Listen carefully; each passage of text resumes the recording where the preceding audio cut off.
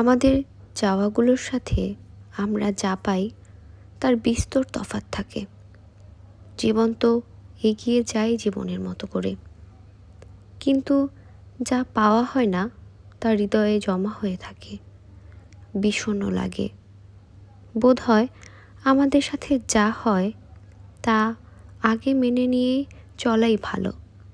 এই এক জীবনে সব চাওয়া পূরণ হতে নেই। আমাদের চাওয়াগুলোর সাথে আমরা যা পাই তার বিস্তর তফাৎ থাকে।